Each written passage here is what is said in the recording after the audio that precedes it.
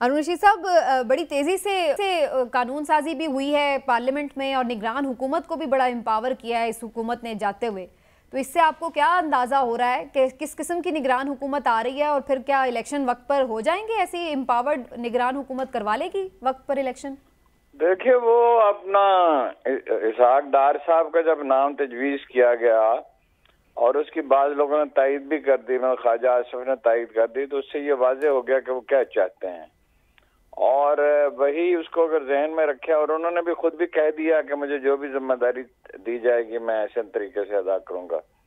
इसी तरह कानून साजी है, उसमें वो 230 क्लास जो है उसमें बहुत मोतबर अरकान ने ये कहा कि हमें तो बताया ही नहीं गया और कमेटी में ये डिस्कस ही नहीं हुआ।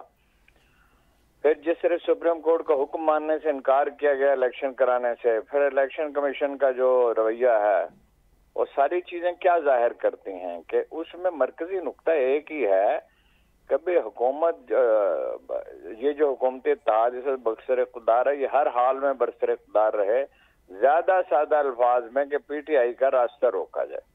अब प्रॉब्लम ये है कि पीटीआई के वोट हैं बहुत ज्यादा और इनके वोट हैं बहुत कम, इसलिए जो भी हरबे इस्तेमाल किए जा सकते हैं। सबसे बड़ा हरबा तो यही है कि पीटीआई का सरबराह जो है उस पर 180 मुकदमे हो चुके हैं, 180 और भी हो सकते हैं, और बाकी उसके लोग जो हैं वो या गिरफ्तार हैं या इश्तहारी हैं, तो उन्हें भगाया जाए। तो ये एक ऐसा माहौल कायम किया जाए जिसमें जब इलेक्शन हो, जैसे कैसे इलेक्शन हो, तो वो कोई काबिल कबूल दिखाई दें। हो तो नहीं सकते पूरी तरह। और इसमें मुझे कोई रत्ती बराबर भी शुबा नहीं है कि अमेरिका इस मंसूबे में शामिल है। अमेरिकी जो है कांग्रेस में वो एहतजाज भी आपको करते नजर आए, लेकिन वो जो गुफ्तगू होती है मुख्तलिफ हुकूमती जिम्मेदार लोगों से, और तो उसमें तो कोई हमारे इल्म में नहीं, जहाँ हम पता करते हैं कि भाई ये भी कोई डिस्कस हुआ है कि फेयर इलेक्शन हो।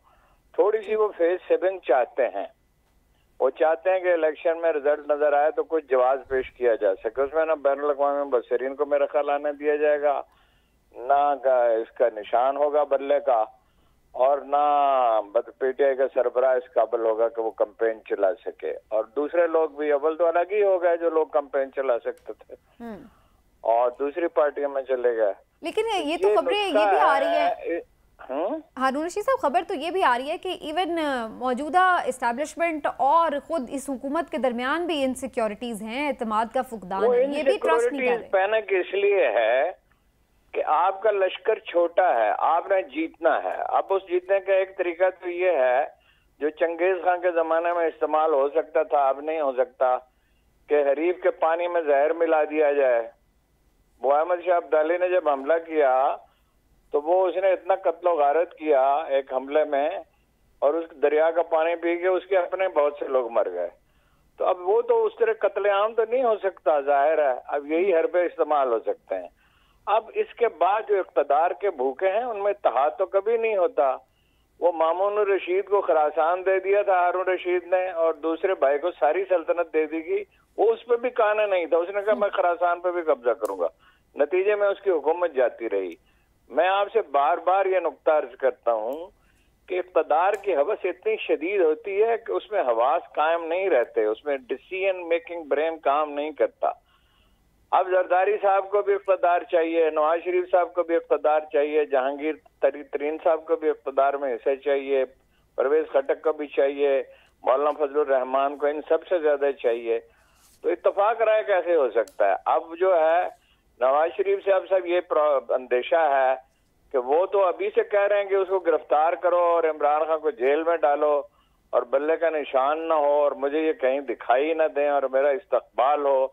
और जवेद लतीफ साहब ने जो उनके असल तर्जमान है, उन्होंने यहाँ तक कहा कि भाई लोग माफी मांगे, सारे साबिक चीफ जस्टिस भी, इस्टेब्लिशमेंट भी, और उनका रेड कारपेट इस्तकबाल करें और उन्हें मतलब खमीनी की तरह उनका अगर लफ्ज़ खमीनी उन्होंने नहीं किया, कहा नहीं, लेकिन खमीनी की तरह उनका इस्तकबाल किया जाए। तो ये कभी इक़्तिदार के भूखों में इत्तफाक राय नहीं होता। ये मैरिज ऑफ कन्वीनियंस है जो कायम नहीं रह सकती। ये उस वक्त तक आकर इमरान खान साहब सब्र करते और ताजील से काम न लेते। उनका मसला ये है कि उनके इर्द गिर्द ऐसे लोग हैं वो लोग इख्तलाफ कर नहीं सकते, करें तो वो डांट दें तो वो खामोश हो जाते हैं, इसीलिए वो भाग गए सारे। तो वो अगर मैंने उनसे कहा पिछली दफा कि जरा सूरह अल असर तो पढ़िए कुरान मजीद की, वो क्या कहता है अल्लाह ताला क्या कहता है कि सच्चाई काफी नहीं है, सब्र जरूरी होता है, तो थोड़ा सब्र से काम लिया होता। फिर कुछ लेकिन हारून रशीद साहब आजकल एक बड़ी बात नैरेटिव हम मीडिया में देख रहे हैं और कुछ पुराने साथी भी चेयरमैन पीटीआई के ये कहते हैं कि जी उन्हें तो इलेक्शन मिल रहे थे लेकिन उन्होंने खुद ही नहीं लिए इलेक्शन और उसी वजह से फिर आज ये हालात हैं। आपका तज्जिया और आपकी खबर क्या है इस बारे में? देखिए वो मैं चूंकि मुझे मालूम नहीं है कि एग्जैक्ट सूरत हाल क्या थी, इसलिए मैं कोई उसमें पूरे वसूख से तो बात नहीं कर सकता, लेकिन ये मेरी समझ में नहीं आता कि मैं भूखा हूँ और मुझे खाना मिल रहा है और मैंने इनकार कर दिया, और एक दफा नहीं 4 दफा इनकार किया। तो ये मुझसे एक जिम्मेदार आदमी ने एक दफा बात की थी कि जी वो क्या करें, मैंने कहा उससे मुज़ाकरात करें, उसने कहा जी वो सुनता नहीं है। मैंने कहा ये कैसी अजीब बात आप कर रहे हैं, उसको हुकूमत चाहिए और वो सुनता नहीं है। और कितनी दफा वो कह चुका है कि भाई मैं, हालांकि उसके मिजाज के खिलाफ है कि मैं बात करना चाहता हूँ, मेरे साथ कोई बात नहीं करता। देखिए उसको शूदर बना के और दुनिया भर के जराइम, हत्ता के मुझे तो हैरत है कि लियाकत अली खान और जवाहर के कत्ल का और बेनजीर के कत्ल का मुकदमा क्यों नहीं उस पर दर्ज किया। तो वो दुनिया भर के जराइम, जब वो जेल में था, वो अंदर पड़ा हुआ था, टेलीफोन इस्तेमाल नहीं कर सकता था, और उसके जनाब उस पे जो है हमले का उस पर मुकदमा दर्ज कर दिया गया, कोयटा के वकील के कत्ल का मुकदमा उस पर दर्ज हो गया। तो अब ये मुमकिन है इसमें कोई सदाकत हो, फर्ज कीजिए हो भी, तो कहने वाले कौन लोग हैं? जो सच्चाई वो होती है जो बर वक्त की जाए। वो बनो उमैया के जमाने में असर का वक्त गुजर चुका होता था और जुमे का खुतबा जारी होता था, अगर कोई इनकार करता था तो उसकी गर्दन मार दी जाती थी।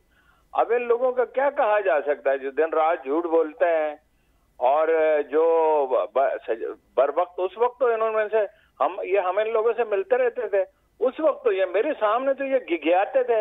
मैं तो जब भी उससे कभी अगर कम ऐसा होता था मैं उससे मिलने के लिए जाऊं और पीटीआई के लोग मौजूद हों, तो मैंने तो हमेशा इन्हें घिघियाते ही देखा है उसके सामने।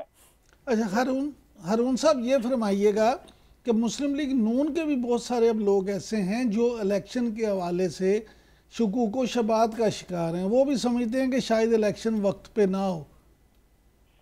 नहीं, वो तो वक्त तो एक ही है ना, जब बिल्कुल इसका बंदोबस्त हो जाएगा, उसके हाथ पांव बांध दिए जाएंगे पीटीआई के चेयरमैन के, और बिल्कुल वो बेबस और लाचार होगा, या इनका ख्याल है कि आखिरकार वो थक जाएगा। आखिर हर दुनिया में इंसान थक ही जाता है, लेकिन अभी तक तो बहरहाल उसके हवास कायम है, अगर उसमें रंज बढ़ रहा है, लेकिन हिसाब शिकनी अभी नजर नहीं आई।